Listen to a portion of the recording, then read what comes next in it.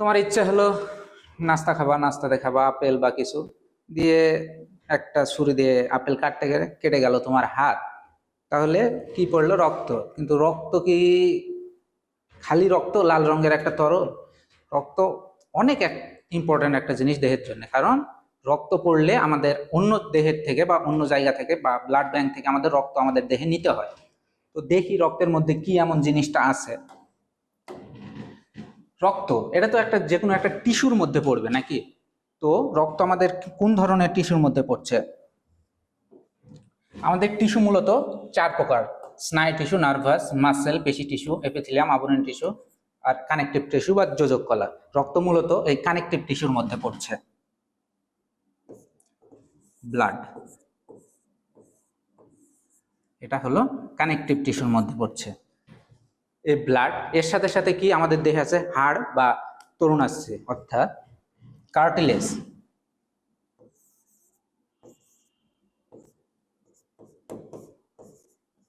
Cartilage বা বোন,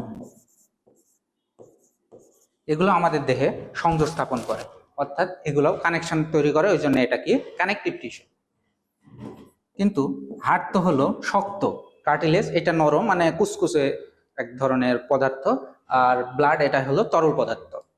তো ব্লাড, বোন, বোন এটা হলো সলিড, মানে ব্লাড কানেকটিভ টিস্যু আর কার্টিলেজ, বোন এগুলো কানেকটিভ টিস্যু, বাট বোনটা হলো সলিড। সলিড, কার্টিলেজ এটা হলো সেমি সলিড,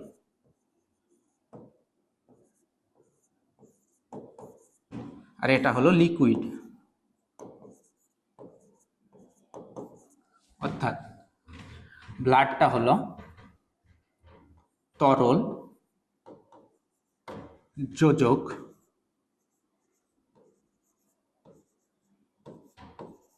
টিস্যু।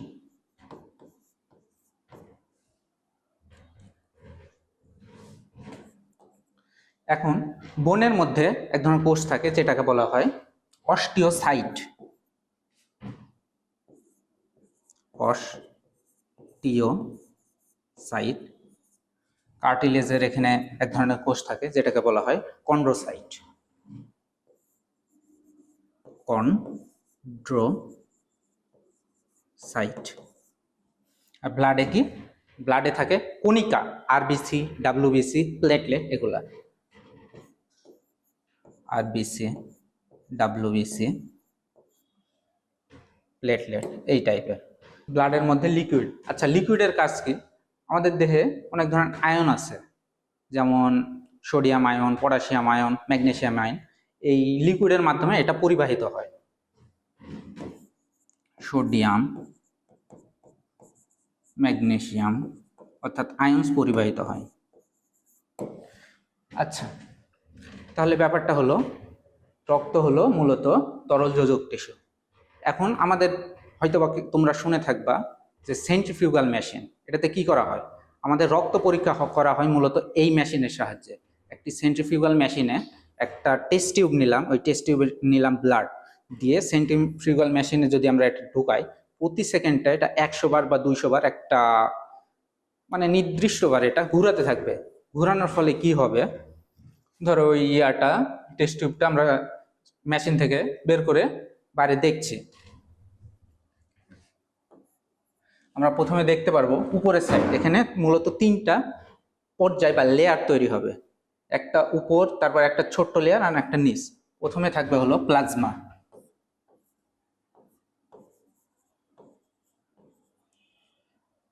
এটা অনেকটা হলুদ কালার হবে, এইটা হবে মূলত 55%।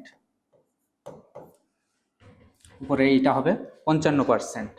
প্লাজমা হলো রক্তের তরল অংশ, যেখানে থাকে H2O থাকে 92 থেকে, মানে 90 থেকে 92%-এর মতো। আরো কিছু সলিড পদার্থ থাকে।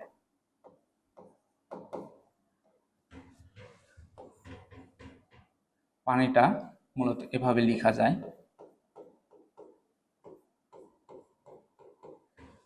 পানি আয়নে ভাগ হয়, ওর মাধ্যমে যে রক্তে বিভিন্ন ওষুধ বা ড্রাগ বা আলো যেগুলো আয়ন বা কিছু আছে, সেই এই আয়ন তৈরি হওয়ার জন্য সেটা পানিতে দ্রবীভূত হতে পারে। সলিড পদার্থের মধ্যে কি থাকে?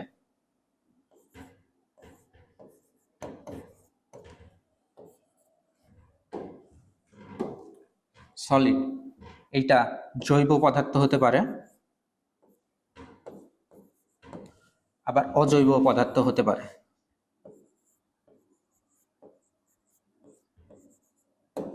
অজৈবর মধ্যে কি বিভিন্ন আয়নগুলা, ম্যাগনেসিয়াম আয়ন, ক্যালসিয়াম আয়ন বা ফসফেট আয়ন, এই বিভিন্ন আয়ন, ম্যাগনেসিয়াম, ক্যালসিয়াম, ফসফেট, এরকম আয়ন। আর জৈব পদার্থের মধ্যে কি থাকবে? Protein ion. প্রোটিন, প্রোটিন তো আয়ন না, প্রোটিন।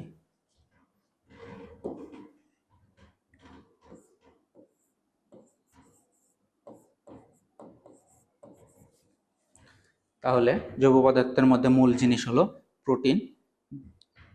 প্রোটিনটাকে আমরা কিভাবে মনে রাখবো? GPA5। তাহলে প্রোটিন, গ্লোবিউলিন,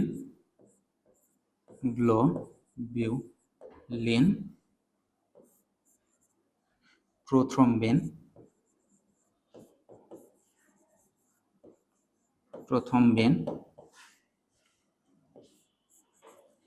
এতে অ্যালবুমিন।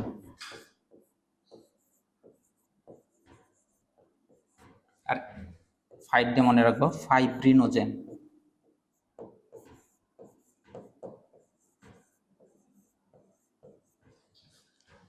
গ্লোবিউলিনের আবার ভাগ আছে, কি ভাগ? আলফা, বিটা আর গামা। আলফা, বিটা আর গামা। অ্যালবুমিনটা কি করে? মূলত অ্যালবুমিনটা হলো ক্যারিয়ার হিসেবে কাজ করে, অথবা মানে অসমোটিক প্রেসার হিসেবে এটা কাজ করে বা সাহায্য করে। আর ফাইব্রিনোজেন কাজ করে হলো ব্লাড ক্লটিং।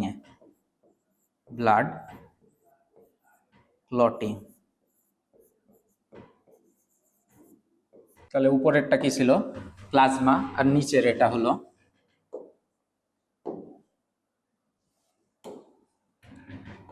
প্লাজমা। এটা হলো এই যে ছোট অংশ, এটাকে বলা হয় বাফি কোট। কি বলা হয়? বাফি কোট। এইটা হলো 1% মতো। এখানে কি কি থাকে বাফি কোটের মধ্যে? এখানে থাকে মূলত লিউকোসাইট অর্থাৎ WBC,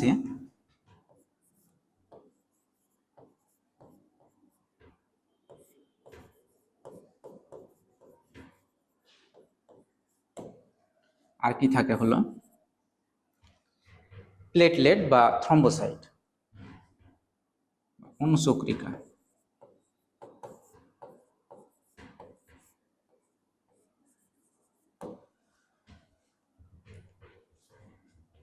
অনুচক্রিকা বা প্লেটলেট। অনুচক্রিকা কি কাজে হেল্প করে? অনুচক্রিকা মূলত ক্লটিং অর্থাৎ রক্তের জমাট বাঁধতে, রক্ত কোথাও কেটে গেল সেই জায়গাতে জমাট বাঁধতে, যাতে রক্ত আর পড়ে না যেতে পারে, এটাতে ভূমিকা রাখে।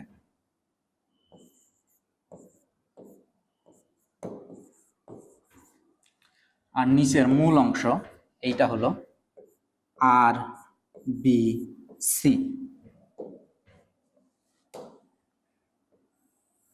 এইটা হলো 44%। 44, 45 আর এটা 55%।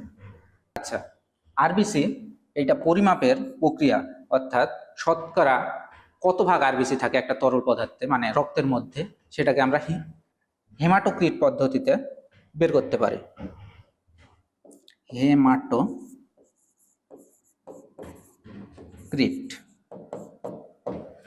আর RBCর আয়ুষ্কাল হলো 120 দিন। আর RBCর মধ্যে থাকে মূলত হিমোগ্লোবিন। এটা মূলত RBC। আরবিসির এই যে প্রশস্তটা, এইটা মূলত 2.2 মাইক্রোমিটার। এগুলো মাথায় না রাখলেও হবে, সমস্যা নাই। এইটা হলো প্রায় 7 থেকে 8 মাইক্রোমিটার। আর এই আরবিসিটা এটা সংকোচনেবল, মানে সংকোচন প্রসারণ হয়, যার ফলে বিভিন্ন যে রক্তবাহিকা আছে এর মধ্যে মাধ্যমে চলাচল করতে পারে। আর এইটা একটু অবতল ধরনের। এটা থেকে আমরা কি বুঝতে পারি? এর মধ্যে কোনো নিউক্লিয়াস পদার্থ নাই, এর মধ্যে আছে কি হিমোগ্লোবিন।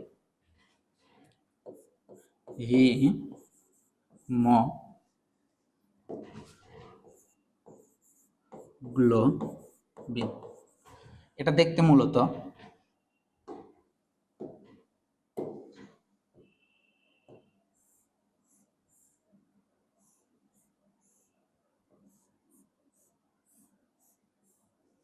এরকম 4টা খাঁজ আছে, আর প্রতিটা খাঁজে আছে আয়রন, অর্থাৎ Fe2+, Fe2+, যার ফলে প্রতিটা এই খাঁজে একটা করে অক্সিজেন অণু থাকতে পারে। তাহলে হিমোগ্লোবিন 4টা অক্সিজেন অণুর সাথে বিক্রিয়া করে অক্সিহিমোগ্লোবিন তৈরি করে, যার ফলে গোটা দেহের মধ্যে অক্সিজেনটা সাপ্লাই দিতে পারে। একটা লোহিত কণিকায় হিমোগ্লোবিন থাকে হলো প্রায় 270 মিলিয়ন। তাহলে আরবিসি অর্থাৎ লোহিত রক্তকণিকায় হিমোগ্লোবিন থাকে 270 মিলিয়ন। আমরা একটা জিনিস খেয়াল করলাম যে প্রতিটা রক্তকণিকা, একটা আরবিসি, একটা হলো ডাব্লিউবিসি, আর একটা হলো প্লেটলেট বা অনুচক্রিকা, প্রত্যেকটা 3টা করে নাম আছে। যেমন আরবিসির ক্ষেত্রে হলো রেড ব্লাড সেল, লোহিত রক্তকণিকা, আর একটা এরিথ্রোসাইট। তেমনইভাবে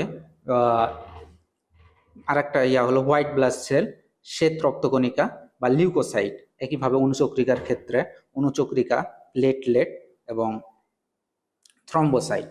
এভাবে একটা কি বলে রক্তকণিকার 3টা নাম আছে। আমরা যে অনুপাতটা দেখলাম এখানে, যে অনুপাত যে 1%, 44%, এটা বের করার একটা উপায় আছে। বিভিন্ন উপাদানের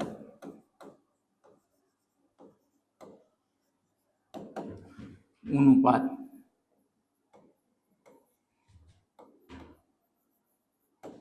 বের করার পদ্ধতি হলো বের করা হয় স্ট্যান্ডার্ড উইনট্রোপ মেথড। কি পদ্ধতি? Standard Wintrobe method. Standard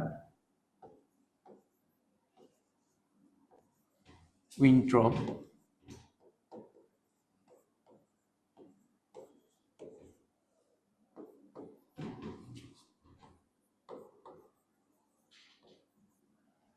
method. যেহেতু ব্লাড পড়লাম, ব্লাডের কিছু বেসিক ইনফরমেশন আছে। বেসিক ইনফরমেশনগুলো কি?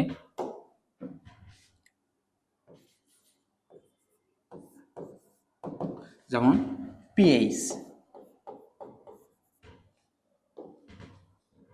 ব্লাডের পিএইচ হলো 7.35 থেকে 7.45, বা এটাকে 7.4 গড়ে ধরা হয়। ব্লাডের পরিমাণ, আমাদের মানবদেহে ব্লাডের পরিমাণ, এটা মূলত ইনফরগুলো হলো মানবদেহের জন্য। মানব দেহ পরিমাণ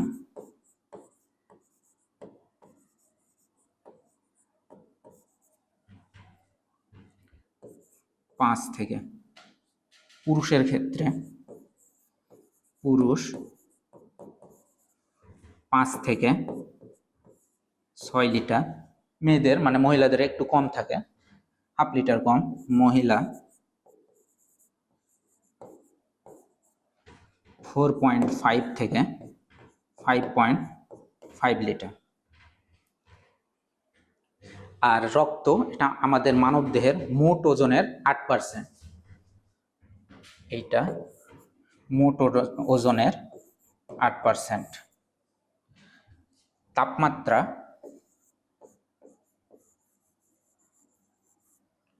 রক্তের তাপমাত্রা 36 থেকে 38 ডিগ্রি সেলসিয়াস। ফারেনহাইটে এটা কনভার্ট করলে হয় মূলত, মানে মানবদেহের তাপমাত্রা কি, স্বাভাবিক তাপমাত্রা হলো 98.4 ডিগ্রি ফারেনহাইট। আর রক্তের আপেক্ষিক গুরুত্ব কি? আপেক্ষিক গুরুত্ব হলো, আপেক্ষিক গুরুত্ব এটা মূলত পানির সাথে তুলনা করা হয় 1.05 থেকে 1.06। রক্তের ঘনত্ব হলো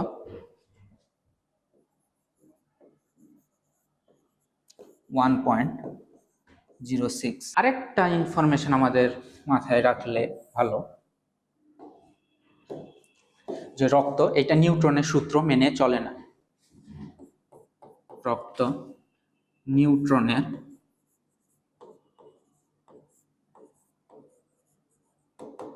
সূত্র মেনে চলে না। তাহলে আজকে আমাদের ক্লাসে কি কি শিখলাম? যে ব্লাডের যে বেসিক ইনফরমেশনগুলো আছে, ইন্ট্রোডাক্টরি পার্ট, যে ব্লাডটা কি, কেমন টিস্যু, তারপরে সেন্ট্রিফিউগাল যন্ত্রে ব্লাডটাকে আমরা যদি রাখি সেটা 3 ভাগ হয়, অর্থাৎ যে বাফিকোট অঞ্চল, প্লাজমা অঞ্চল, তারপরে আরবিসি, এই জিনিসগুলো আরবিসির, তারপরে প্লাজমাতে কি কি থাকে, কি প্রোটিনগুলো থাকে, সেই বেসিক আমরা কিন্তু কোনোটার কাজ বা ব্লাডের কাজ বা আরবিসির কাজ বা অনুচক্রিকার কাজ বা ডাব্লিউবিসির কাজ, মানে কাজ রিলেটেড আমরা যে পার্টটা, ওইটাই এই ক্লাসে আমরা দেখিনি, আমরা নেক্সট ক্লাসে এই জিনিসটা দেখবো আর কি।